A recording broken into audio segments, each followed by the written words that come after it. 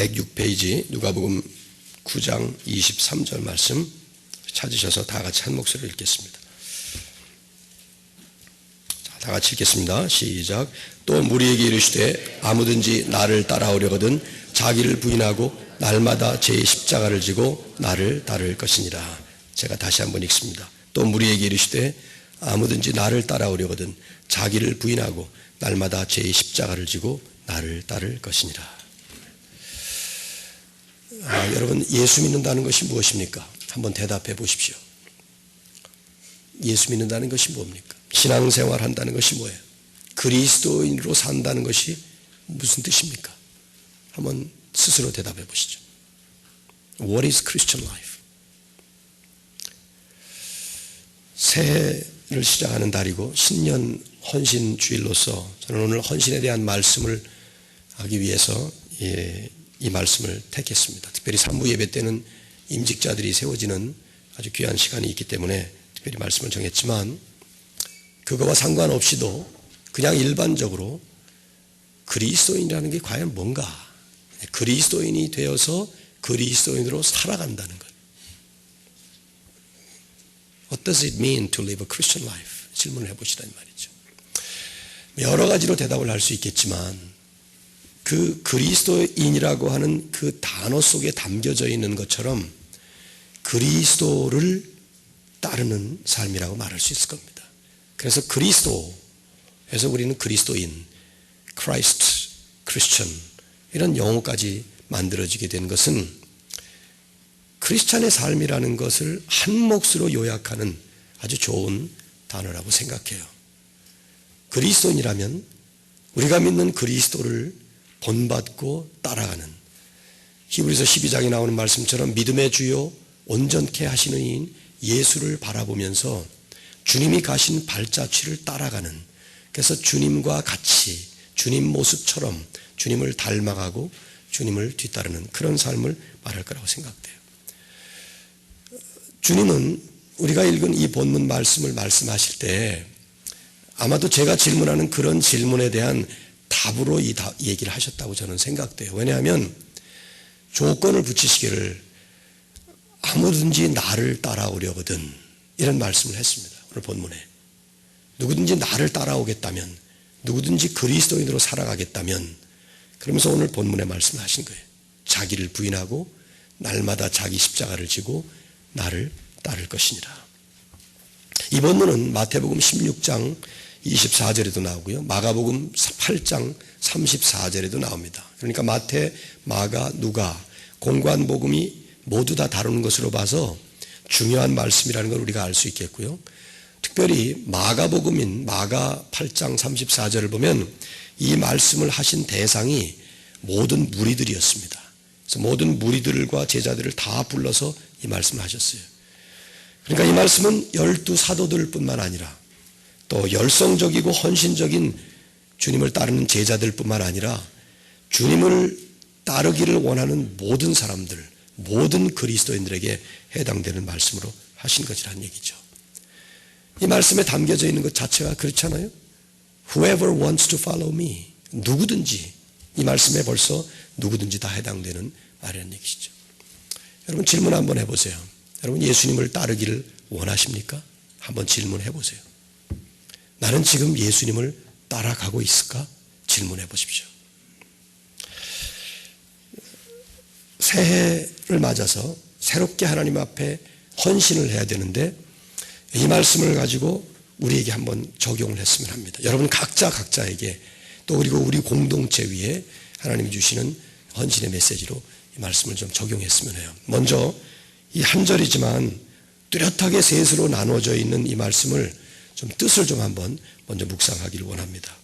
첫 번째는 자기를 부인하라 하는 것입니다. 이 세 가지가 다 명령형이에요. Deny yourself, take up his own cross daily and follow me. 이렇게 세 가지로 전부 다 명령으로 되어 있는데 먼저 자기를 부인하라 하는 말씀이에요. 자기를 부인한다는 것이 무엇입니까? 여러분 생각해 보세요. 자기를 부인한다는 게 뭐예요? 신약성경에 이 단어는 여기 한 번만 쓰였습니다. 요 세 번에 걸친 거기 한 번만 딱 쓰였는데 자기를 부인한다는 것은 자기를 내세우거나 자기를 주장하거나 자기를 높이는 것이 아니라 그 반대로 되는 것이죠. 자기가 없는 것처럼, 마치 죽은 사람처럼. 사도 바울이 고린도전서 15장 31절에서 나는 날마다 죽노라 그런 말을 했어요. I daily die. 난 날마다 죽는다. 날마다 그는 죽는다. 자기가 없는 것처럼. 마치 그것처럼 자기가 없는 것처럼 자기가 내세워지지 않는 것이겠죠. 그러나 여기 우리가 강조할 또 하나는 자기라는 말이에요. 예수님을 부인하지 말고 자기를 부인하라. 이 두 가지가 대조되는 것이죠. 더 이해하기 쉽게 위해서 우리가 예를 든다면 이 정반대 전형적인 예가 베드로였어요. 베드로는 3번이나 예수님을 부인했던 사람입니다. 나는 이 사람을 모른다. 나는 이 사람을 모른다. 3번이나 예수님을 부인했어요. 디트리치 바나포라고 하는 2차 대전의 독일의 영적 리더라고 볼 수 있는 그분은 이 얘기를 이렇게 했습니다. 베드로가 그리스도를 부인할 때 했던 말, 즉 나는 이 사람을 알지 못하노라 했던 이 말을 자기 자신을 향해서 하는 것이다. 그래서 이것이 자기 부인이라 이 말이죠. 즉 자기를 부인하라는 말씀은 나 자신을 죽이고 내 자리에 주님을 모셔드리는, 그래서 자기를 높이는 것이 아니라 주님을 높이고 자기를 내세우는 것이 아니라 주님을 세워드리는 자기 중심이 아닌 주님 중심으로 바뀌어야 된다 하는 말씀이죠. 아무든지 나를 따라오려거든 자기를 부인하고 자기 욕심, 자기 야망, 자기의 죄 이런 것들을 버리는 것은 물론이고 심지어는 자기가 원하는 자신의 소원까지도 내려놓고 글자 그대로 자기는 없는 것처럼, 그리고 주님의 소원으로 성령의 소욕으로 그렇게 자기가 바뀌는 것이죠. 예수님을 따르려면 그렇게 변화가 돼야 된다는 거예요. 그래서 한 신학자는 이 본문을 주해를 하면서 그리스도를 따르려면 이런 인생 원칙의 근본적 재조정이 필요하다 그런 말을 했어요. Fundamental reorientation of the life principle. 지금까지 살아오던 life principle, 인생 원칙을 fundamental reorientation, 근본적으로 다시 재조정하는 작업이 주님을 따라가는 사람에게는 절대적으로 필요하다. 이런 표현을 썼습니다. 두 번째 표현은 날마다 제 십자가를 지라 하는 얘기예요. 날마다 자기 십자가, take up your own cross daily. 이 말씀은 사실 이해하기가 더 어렵습니다. 우리는 십자가를 짊어지는 시대가 아니에요. 지금 실감이 잘 안 나죠. 예수 믿기 때문에 십자가가 뭔지는 대략 알지만 십자가를 우리가 짊어지고 가지 않잖아요. 십자가 장식 목걸이를 뒤로다 이렇게 탁 던지면 짊어질지 몰라도 그 뜻이 아니잖아요. 이것은 십자가를 짊어지라, take up your own cross daily. 이게 무슨 말입니까? 두 가지 복합적인 의미가 들어있어요. 첫째는 우선 1세기 당시에 십자가라고 하면 하나의 분명하고 뚜렷한 이미지를 남기는 그런 형상물입니다. 죽음이에요. 죽음. 십자가는 형벌이죠. 죽음입니다. 그런데 이제 십자가에 달려 죽는다라고 말하는 것이 아니라 십자가를 짊어진다는 것은 십자가의 죽음을 선고받은 사람이 자기가 매달리게 될 그 십자가 틀을 가지고 거기까지 가는 자기의 죽음의 사형 장소로 걸어가는 과정을 보여주는 거죠. 그러니까 십자가를 짊어지고 간다 하는 것은 아주 괴롭고 아주 고통스럽고 대단히 힘든 모습을 연상시키는 그런 메타포예요. 이 가운데는 두 번째로 중요한 또 하나의 그림이 있는데 그게 뭐냐면 예수님이 지시는 십자가입니다. 왜냐하면 지금 이 말씀을 마태복음 16장, 마가복음 8장, 누가복음 9장 이 세 본문에서 공통적으로 먼저 주님이 장신의 십자가 달리실 것을 예언한 다음에 이 말씀을 하셨어요. 마태복음 16장과 마가복음 8장에서는 주님이 당신의 죽으심을 예고하니까 제자였던 베드로가 그렇게 하면 안 됩니다. 그리고 주제넘게 막 말렸죠. 그때 예수님에게 큰 책망을 받습니다. 너는 나를 넘어지게 하는 자로다. 내 뒤로 물러가라. 사탄아 내 뒤로 물러가라. 책망을 받아요. 그런 다음에 이 말씀하셨거든요. 여기도 마찬가지의 9장에서 여기도 예수님께서 당신이 십자가에 달리실 것을 예고하신 다음에 그리고는 나를 따르려거든 자기 십자가를 지고 따라야 된다. 이런 말씀하십니다. 이건 무슨 말입니까? 제자들이 자기 십자가를 지고 따른다는 것은 주님이 당신의 십자가를 짊어진 것과 같은 의미라는 거예요. 그게 뭡니까? 사명이죠. 왜냐하면 주님은 그냥 십자가를 짊어지신 게 아니에요. 십자가에 달릴 만한 분이기 때문에 달린 게 아니잖아요. 예수님께서 십자가에 달리신 것은 인류 구원의 사명 때문에 십자가에 달리신 것입니다. 그렇기 때문에 제자들인 우리들이, 여러분이나 제가 자기 십자가를 짊어진다는 것은 주님께서 이 땅에 내려오셔서 당신의 십자가를 짊어지심으로 인해서 메시아로서의 사명을 감당하셨던 것처럼 우리들도 우리에게 맡겨주신 하나님의 사명, 그 사명의 십자가를 짊어진다는 것입니다. 여기 그래서 자기 십자가라는 말이 있어요. 자기라는 말, own이라는 말, his own cross, your own cross. 헬라어에도 아우투라는 말을 썼어요. 각자가 하나님으로부터 받은 십자가의 사명이 있다는 것이죠. 자기 십자가가 있어요. 자기 사명이 있어요. 제 사명이 있는 것처럼 여러분의 사명이 있어요. 이건 여러 가지 각도에서 우리가 살펴볼 수 있는 거예요. 또 누가는 마태와 마가와 달리 한 가지를 또 강조합니다. 날마다 져야 된다. 이 날마다, 이 말씀을 종합을 해보면 우리가 날마다 살아가는 데일리 라이프, 매일의 일상은 하나님께서 우리에게 주신 사명의 십자가를 짊어지고 자기의 독특한 그 사명을 감당해 나가는 매일의 삶의 걸음걸이라는 것입니다. 날마다 우리는 그 십자가를 짊어지고 사명의 십자가를 지고 날마다 하루하루를 우리 발걸음을 옮긴다는 거예요. 세 번째로, 그리고 나를 따를 것이니라.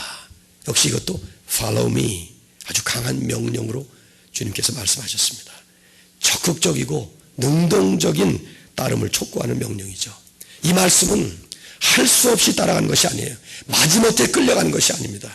예수 그리스도가 누군지를 알고 그분의 그 영광에 부름받은 것이 감사해서, 그래서 스스로 능동적으로 최선을 다해 적극적으로 주님을 닮아가면서 주님의 삶을 배워가면서 주님의 사명에 동참하고자 하는 적극적인 그 노력, 최선의 삶. 바울이 빌립보 3장에서 그 얘기를 참 잘했죠. 감옥에 갇혀 있었던 사형수의 입장에 있었지만 그분은 그런 말을 했어요. 내가 그리스도와 그 부활의 권능과 그 고난의 참여함을 알려하여 그의 죽으심을 본받아 어떻게 하든지 죽은 자 가운데서 부활에 이르리 하노니. 그러면서 유명한 말씀, 표대를 향하여 그리스도 예수 안에서 하나님이 위에서 부르신 부름의 상을 위하여 I press on, 달려가노라.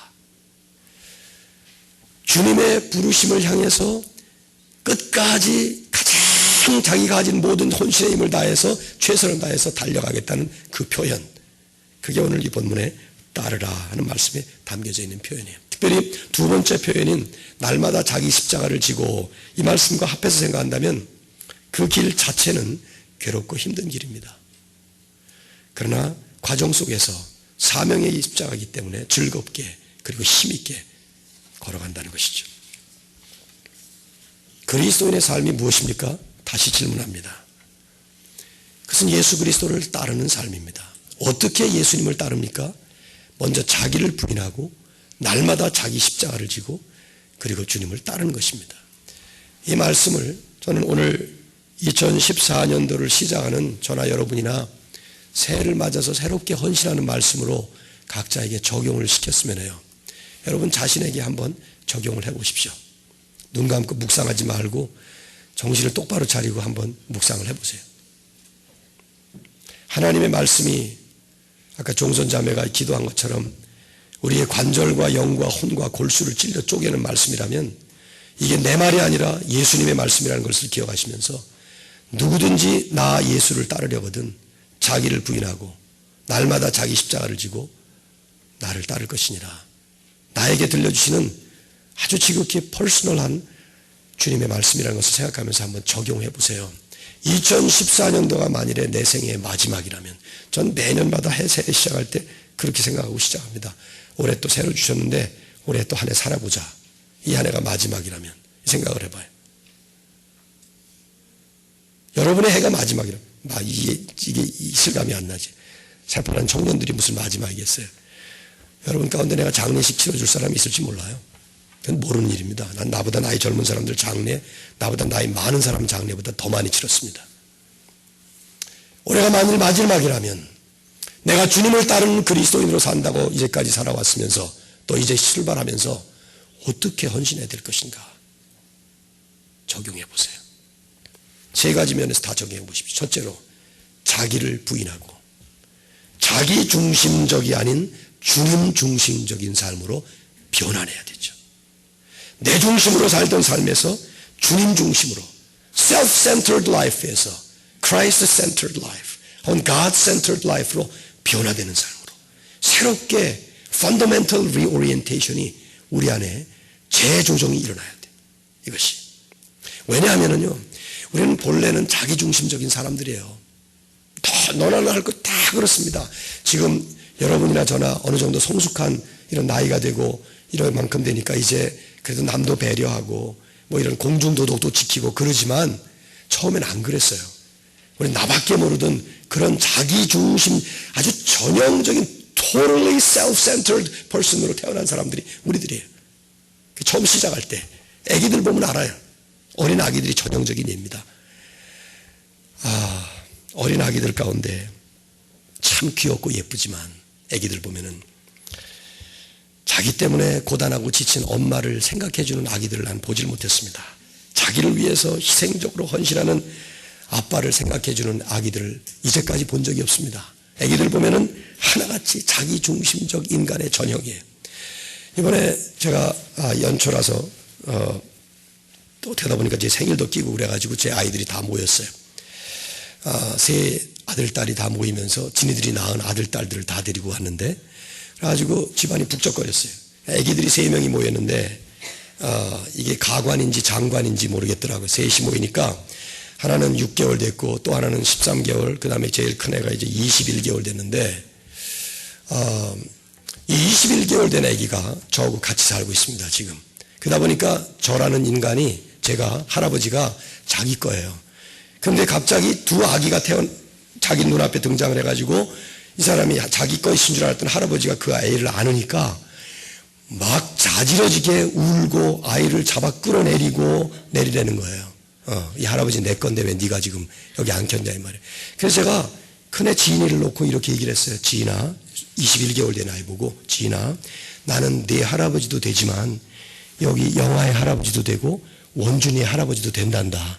나는 네 할아버지만은 아니야. 얘기를 했어요. 그냥 못 알아듣더라고요. 그냥 가만히 돌아보고 있더라고요. 그래서 앞으로 갈 길이 멀구나 이런 생각을 했어요. 근데 이게 아주 전형적인 우리 인간의 모습이죠. 그렇죠. 다 자기 거야. 전부 자기를 위해서. 근데 이제 이러던 인간이 차츰차츰 성숙하게 바뀌면서 남을 배려하죠. 자기중심적에서 다른 사람을 배려하게 돼요.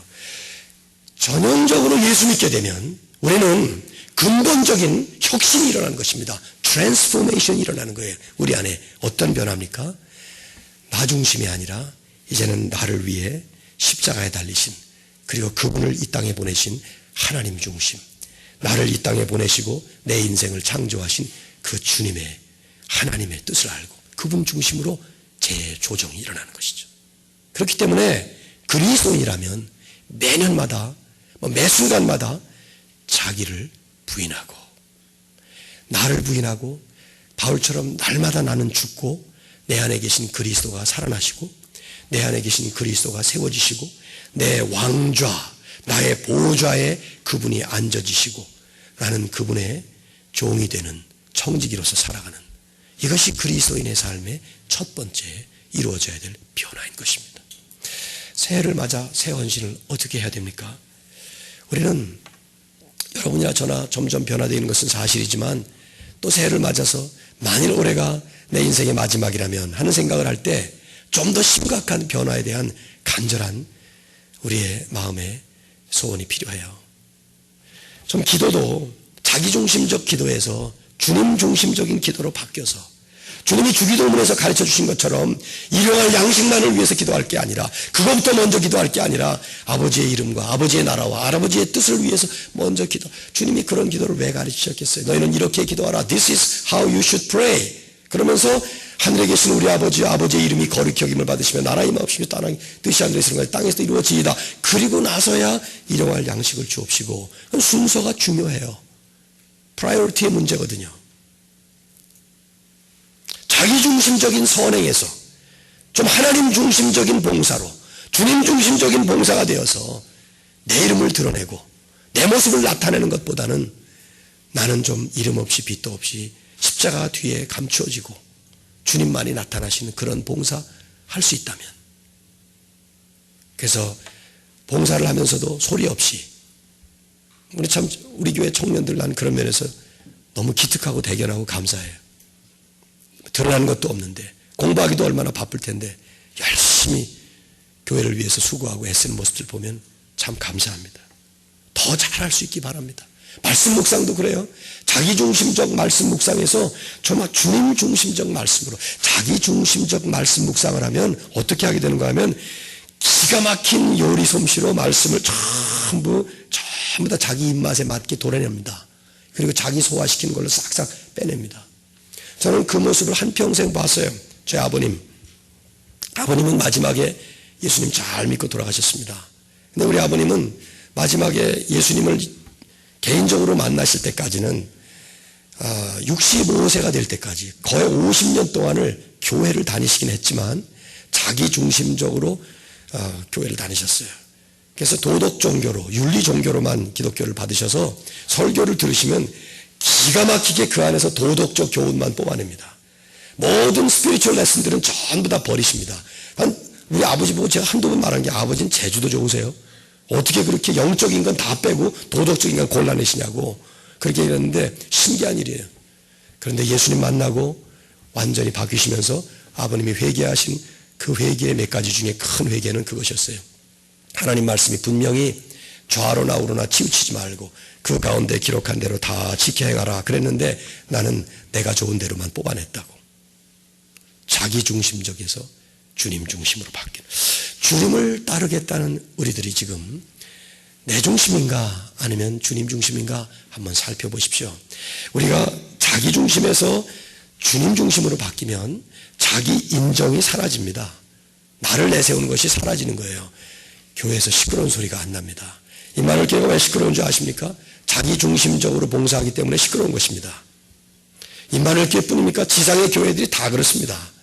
자기 중심적인 내 모습이 사라지고 성령 충만하여 예수 그리스도 중심으로 바뀌게 되면 천국은 먼 곳에 있는 것이 아니라 너희 안에 있느니라 하셨던 주님의 말씀처럼 우리 안에 그대로 이루어지는 줄로 믿습니다.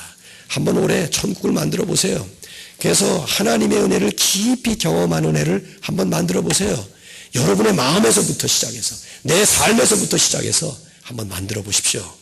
주님이 임하시는 여러분의 가정, 여러분의 생활. 두 번째, 날마다 자기 십자가를 지고 세상 축복을 추구하는 자기 뜻을 아니라 하나님의 사명이 기린 십자가의 길을 가는 신앙생활. 날마다 자기 십자가를 지고 나를 쫓으라 하는 주님의 말씀, 여러분 적용해 보시죠. 우리는 죄성을 가진 인간이기 때문에 예수 믿고도 여전히 내 뜻대로 살고 싶은 마음의 발동이 일어납니다. 바울이 로마서 6장에서 내 안에 두 개의 법이 있어서 하나는 성령의 법, 또 하나는 육신의 법. 육신의 법은 자꾸 죄를 지으려고 하고 성령의 법은 하나님의 의를 이루려고 하고, 이 두 개의 법이 싸워요, 계속. 그런데 바울은 종종, 바울 같은 사람도 내가 마음으로는 원이로되 성령의 법을 따르고 싶지만 육신이 연약하여 넘어진다고. 오호라 나는 곤고한 사람이로다. 누가 나를 이 사망의 법에서 구원하랴. 그러면서 내게 능력 주시는 예수 그리스도가 구원한다. 이런 말씀을 하잖아요. 그것이 우리 안에 늘 있어요. 그러다 보니까 우리는 나도 모르는 사이에 예수 믿는다고 하는 것 때문에 우리는 내가 신앙생활하는 그 신앙생활의 모든 행태들이 전부 다 올바르다고 착각을 해요. 그렇지 않습니다. 신앙생활이라는 것처럼 이렇게 둔갑은 돼 있지만 이게 자칫하면 내 뜻을 맞추고 내 욕심을 채우는 일에 종교적인 행위로 변화되는 것을 우리는 역력하게 보게 됩니다. 여기에 우리가 회복해야 될 것은 십자가의 길이에요. 천국을 가는 우리는 순례자들입니다. 이 순례의 길을 가는 우리들은 내 뜻이 아닌 하나님의 뜻을 위해 살아야 되고, 내가 원하는 것이 아닌 하나님이 우리에게 본래부터 예정하시고 작정하신 그 하나님의 사명, 하나님의 부르심을 위해서 살아야 됩니다. 예수 믿는다는 것은 그것을 깨달았다는 것이죠. 그런데 이 길이 그렇게 쉬운 길이 아니에요. 왜냐하면 세상은 끊임없이 우리의 죄성을 발동해서 세상의 뜻대로, 우리의 뜻대로 살라고 유혹을 하기 때문이죠. 주님의 길은 십자가의 길이고 좁은 길인데 자꾸 세상은 우리로 하여금 편한 길로 가라고 그렇게 말을 합니다. 오늘날 현대 기독교의 가장 큰 비극이 있다면 그것은 세상 축복을 복음이라는 이름으로 포장해서 팔고 있다는 것입니다. 세상 축복이 복음으로 포장되어서 팔리고 있어요. 복음은 세상 축복을 담고 있는 저질 상품이 되고 있고 예수님은 이 상품을 팔고 있는 소매상 주인처럼 전락시켜버린 것이 오늘 현대 기독교의 가장 큰 비극이에요. 유진 피러슨 목사님은 요나서를 묵상하는 본인의 책인 Under the Unpredictable Plant라고 하는 책 속에서 출애굽기 32장에 나오는 아론의 금송아지 숭배를 빗대어서 십자가를 떠난 현대교회를 질타하고 있습니다. 그러나 이런 말을 했어요. 우리는 지금 금송아지 나라에 살고 있다. 종교적 감정은 극도로 고조되어 있지만 시내산과 갈보리산에서 선포된 말씀에서는 멀리 멀리 벗어나 버렸다. 찬양을 할 땐 뜨겁죠. 기도할 때 무섭게 열성적입니다. 종교적 감정은 지극히 고조되어 있지만 시내산과 갈보리산에서 선포되었던 십자가의 길에서는 멀리 떠나 있는 현대교회의 모습을 보면서 오늘 이 시대의 목회자들 중에 선구자라고 할 수 있는 한 분의 말씀이에요. 여러분, 예수 믿는다는 게 과연 무엇입니까? 예수 믿으면 공부 잘합니까? 예수 믿으면 출세합니까? 예수 믿으면 돈 많이 법니까? 대답해 보십시오. 예수 믿으면 건강해지나요? 예수 믿는 사람들은 암 걸리지 않습니까? 암 걸렸다가도 기도하면 낫습니까? 한번 스스로 대답해 보세요. 성경 어느 구석에 그런 말씀을 하고 있는가? 구약에 많이 말하고 있잖아요. 들어가도 복을 받고 나가도 복을 받고 떡반죽 그릇이 복을 받고 내 광주리가 복을 받고 이런 말씀이 신명기 28장에 있잖아요. 제가 좀 있으면 제가 다음 주에 휴가 갔다 온 다음에 참된 축복이라는 시리즈로 한 12번 설교를 하렵니다. 사도행전에서 잠깐 벗어나서 진짜 축복이 뭐냐? 그래서 그런 말씀들을 성경적으로 좀 분별하렵니다. 예수 믿으면 돈 잘 벌고 예수 믿으면 병 걸렸다가도 낫고 예수 믿으면 공부 잘하고 예수 믿으면 공부 못하던 놈도 수능시험에서 잘 찍고 잘 풀어서 성적 엄청 좋아지고 다 하나님이 함께 하셔서 문제 잘 풀었다고 예수 믿으면 아이빌리그 가고 뭐 그런 예수께서 사실은 단 한 번도 신앙생활의 대가가 이 땅에서 잘 되는 거라고 말씀하신 적이 한 번도 없어요. 그리스도의 십자가를 들여다보면 그 십자가 안에는 단 한 점도 세상 축복이라고 하는 기미를 찾아보기가 어렵습니다. 예수 잘 믿는 사람도 돈 잘 벌 수 있고 안 믿는 사람도 돈 잘 벌 수 있어요. 하나님의 뜻이에요. 하나님이 여러분에게 돈을 많이 주시면 주시는 것입니다. 그게 예수 믿는 거하고 상관이 없어요. 신앙생활 잘하는 것과 상관이 없어요. 신앙생활을 잘했는데 돈을 잘 벌었다. 이게 어쩌다가 맞아 들어간 것인데 그러면 이런 뜻입니다. 신앙생활을 잘했기 때문에 돈을 잘 버는 게 아니고 신앙생활을 잘하는 그 사람을 가만히 보니까 저 사람에게는 내가 돈을 좀 많이 줘서 그 신앙생활 잘하는 것이 잘 쓰임받게 해야 되겠구나. 그래서 주시는 거예요. 근데 신앙생활을 잘하니까 돈을 잘 벌어 더 잘해야지 더 많이 벌게 이렇게 하는 공식이 아니라 이 말이죠. 신앙생활을 잘하는데 하나님이 돈을 벌게 하셨어요. 그러면 그 돈을 신앙생활을 진짜 잘하는데 처럼 쓰임받도록 하기 위해 신앙생활을 열심히 잘했더니 건강해졌다. 병이 나았다. 그러니까 병 걸릴 때마다 또 신앙생활 잘해서 병 났다. 그게 아니에요. 신앙생활을 잘하니까 병이 났어요. 그거는 잘해서 병 난 게 아니에요. 하나님께서 신앙생활을 저렇게 잘하는 거 보니까 병도 낫게 해서 뭔가 딴 걸 또 하게 해야지 그렇게 낫게 해줄 수 있어요. 병 안 낫게 할 수도 있어요. 저는 걸핏하면 이렇게 금요일 토요일에 목이 쉬어가지고 목감기를 걸리는 일인데 내가 하나님께 기도 많이 하거든요. 하나님 제발 월요일 날 걸리게 해주십시오. 얼마나 교인들이 불편하겠습니까? 이런 목소리를 들으니. 그래서 제 목소리가 괜찮은 목소리라고 생각하는데 이게 얼마나 여러분 지금 괴롭잖아요. 지금 가래가 걸걸걸걸 하는 그런 목소리. 저러면서 이렇게 설교를 길게 하나 그런 표정들인데 난 짧게 못해요 설교를. 설교를 잘 못해서 길게라도 해야 되는데, 아무튼 하나님께 기도하죠. 하나님, 주일날은 제발 좀 낭낭한 목소리로 성도들이 편안하게 듣도록 하게 해주십시오. 그런데 하나님이 안 낫게 하세요. 이제 보세요. 내일 낫습니다. 저는 이제 내일 나요. 그럼 제가 이렇게 하니까 내일 낫구나. 그래서 내일 노래방 가서 또 노래합니까? 이거는 관계가 없어요. 전혀 관계가 없습니다. 여기 등식을 만드는 것이 잘못이에요. 왜 이런 일들이 일어납니까? 존 칼빈은 이것은 우상 숭배의 본능 때문이다. 칼빈은 이런 말을 했어요. 인간의 마음은 우상을 만들어내기 위해서 쉼없이 가동되는 공장과 같다. 우리 마음속에는 우상 제조 본능이 있습니다. 이 세상의 많은 것들을, 돈이라는 우상, 명예라는 우상, 외모라는 우상, 쾌락이라는 우상, 온갖 종류의 우상을 만들어내는 탁월한 기능을 가진 공장이 우리 마음에 있어요. 이 죄성인데, 그래서 우리는 복음을 받고도 예수를 믿고도 우리식의 가공 과정을 거쳐서 다른 제품을 만들어내는 것이죠. 조엘 오스틴 같은 그런 엉망진창의 복음이 아닌 가짜 사이비 이단 복음을 만들어내는 것을 우리는 너무 좋다고, 야베스의 기도 같은, 브루스 윌킨스가 치명적인 잘못을 한 것이 야베스의 기도 같은 책을 만든 거예요. 그 책에 나오는 얘기 알죠? 보면은 자기가 막 브루스 윌킨스가, 이 사람 탁월한 신학자인데도 이따 책을 써가지고 막 어디 컨퍼런스를 가야 되는데 공항에 지금 비행기를 타야 되는데 그 비행기 시간에 놓칠까봐 막 달려가면서 하나님 비행기 제발 연발하게 해주십시오, 딜레이하게 해주십시오 하고 갔더니 비행기가 늦어졌다는 거예요. 그래서 자기가 그 늦어진 비행기를 타고 가서 컨퍼런스를 했다.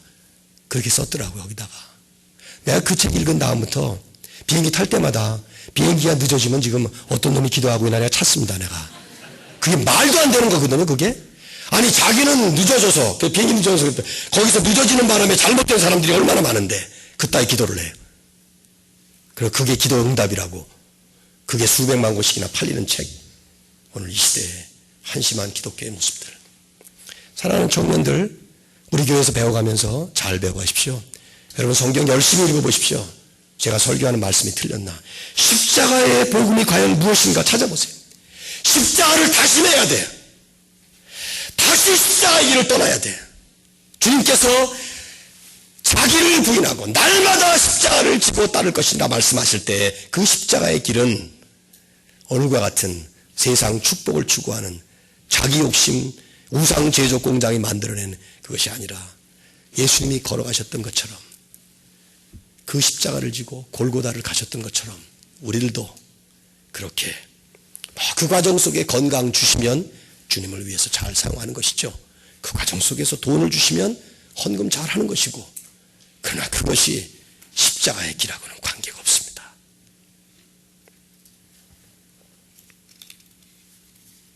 그리고 나를 따르라. 수동적이고 소극적인 제자의 삶이 아니라 반대로 긍정적이고 능동적이고 적극적인 제자의 삶을 살아가는 것이죠. 나를 따르라 하는 이 말은 끌려오라 그 말이 아니에요. 딸려오라 그 뜻이 아닙니다. 네 발로 나를 따르라 하는 것입니다. 그 말은 아주 긍정적이고 그리고 적극적이고 능동적인 제자도를 얘기하는 것입니다. 여러분 공부하시는 우리 기독 크리스천 스튜던트들, 공부를 하시려면 잘 하세요. 열심히. 그래서 2014년 동안에 내가 올 한 해 동안에 올 A 플러스 맞으리라, 좀 이런 각오로 한번 공부하십시오. 겨우 그냥 C를 넘어서, C가 카먼의 약자니까 그래도 괜찮지, 간전히 넘어가지고 B를 이렇게 받는, 겨우 졸업하는, 그거 그리스도인의 자세 아닙니다. 이왕에 공부하려면 뛰어나게 탁월하게 열심히 하세요. 열심히. 이왕에 예배를 드리려면 제 시간에 와서 제대로 예배를 풀 맥시멈으로 다 드리고 가세요. 이왕에 헌금을 하려면 한번 뭐라고 표현해야 되나? 팍팍 헌금해보세요. 한번. 인색한 헌금 하지 마십시오, 여러분. 성경에 나와 있는 말씀이에요. 하나님은 인색하게 내는 자 받지 않는다고. 즐겨 내는 자, cheerful giver 받는다고. 돈이 있으면 그렇게 써보세요, 한번. 여러분이 가지고 있는 재능이 무엇입니까? 그 재능 한번 하나님을 위해서 한번 한껏 써보십시오. 한 해 한 해를 쓰면서 그 한 해가 마치 내 생의 마지막인 것 같은 마음을 가지고 헌신해서 시작해 보세요. 헌신의 힘을 다해서. 2월 첫 주부터 40일 새벽 기도를 해볼까 그래요. 월, 화, 수, 목, 금, 토만 주일 빼놓고 한 7주간 갈 것 같은데 40일 새벽 기도하면서 이런 거 시작하면 한번 여러분 한번 나도 작정 기도 한번 해보자. 한번 해보십시오. 저 혼자 지금 생각을 하고 있어요. 저쪽에 그 남가주 사랑의 교회를 갔더니 이런 새벽 기도를, 특별 새벽 기도를 2주간 하면서 끝나고 나면 마패를 주더라고, 마패. 그 마패를 왜 줍니까? 그랬더니 모른대 다 왜 주는지. 근데 하여튼 그 마패 받으려고 2,400명이 모이더라고요. 그래서 야, 이 뜻도 모르고 뭐 의미도 없는 보니까 뭔지 모르겠더라고. 하여튼 그래서 우리도 뭘 하나 이렇게 주어야 되나 그런 생각도 하고 그러는데 안 하기로 했어요. 그런 거 받으려고 나오는 것보다 뭐 남의 교회 지금 얘기하는 거 아닙니다. 거기 가서 저는 은혜 많이 받았습니다. 강사로 3일 갔지만 내가 은혜를 많이 받고 왔고 나도 우리 교회에서 좀 그렇게 해봤으면 좋겠다 그런 생각을 했는데 40일 새벽 기도를 2월 첫 주부터 할 텐데 그래서 장사하시는 분들이 시간이 안 맞는다고 그래서 6시가 아니라 5시 반으로 옮기려고 그래요. 아니면 5시에 한 번, 6시에 한 번, 2번 하려고 그래요. 그것도 안 맞으면 4시에 한 번, 5시에 한 번, 6시에 한 번 그렇게 해보려고 그래요. 하여튼 아무 때나 하여튼 맞춰서 전 교인이 한번 해보자. 올해 한번 해보자. 이게 왜 그러냐 하면 예수님 믿을 때 한번 이렇게 저는 그 추억이 참 너무 그리워요. 저희들 잘할 때 성경 읽으라 그러면 성경 통독 한 번 해가지고 되겠냐.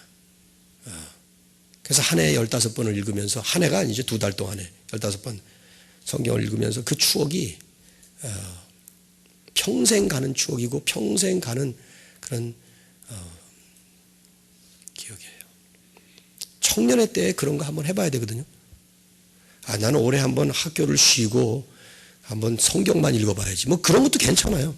시민권이 있으면 그렇게 해도 돼. 유학생들은 안 되지만 돌아가야 되니까.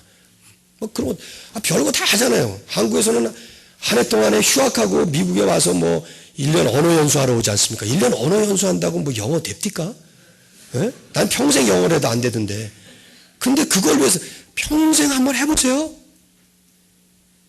기도원에 들어가서 한 3개월 아니면 우리 장년들 같은 경우는 휴가 한 2주 얻어가지고 기도원 가가지고 한 일주일 금식기도 한번 해보시고 뭐 이런 적극적이고 좀 능동적인 제자의 삶이 있을 때 하나님은 어떻게 하나님께서 원하시는 일들을 안 하시겠냐 이 말이죠. 그러나 이 과정은요 억지로 하는 수도사의 고행이 아닙니다. 이 안에는 평안이 있습니다. 기쁨이 있습니다. 진짜 만족이 있고요. 정말 하나님께서 주시는 놀라운 은혜가 그 안에 충만하게 일어나는 것을 체험하게 됩니다. 나는 오늘날 우리 교회를 포함해서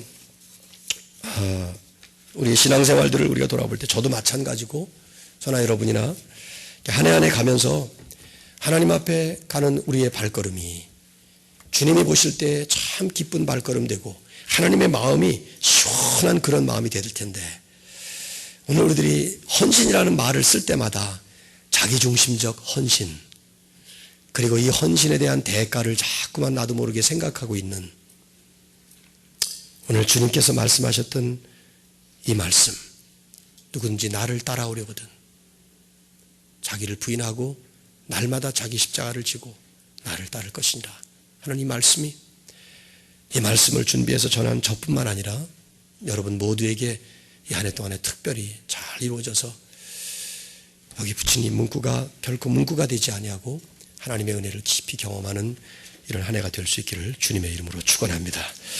여러분 마음을 다해서 한번 기도합시다. 제가 목이 쉬어서 저는 인도를 못하겠는데요. 한번 여러분 같이 기도하시면 좋겠습니다.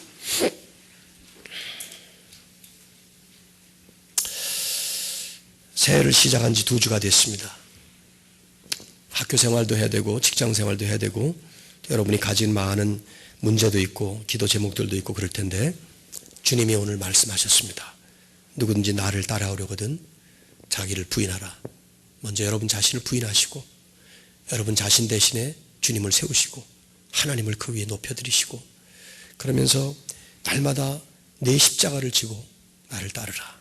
날마다 우리의 걸어가는 길이 편안하고 늘 장밋빛 걸어가는 것 같은 삶이 아니고 오히려 가시밭길 같은 어려운 일들, 고생이 많고 고난이 있고 문제가 생기고 그럼에도 불구하고 우리를 인도하시는 그 하나님의 사명의 길을 향해서 걸어가는 그런 한 해가 될 수 있도록 하나님 앞에 한번 각자 헌신하는 기도를 올려드리시길 바랍니다. 기도하겠습니다.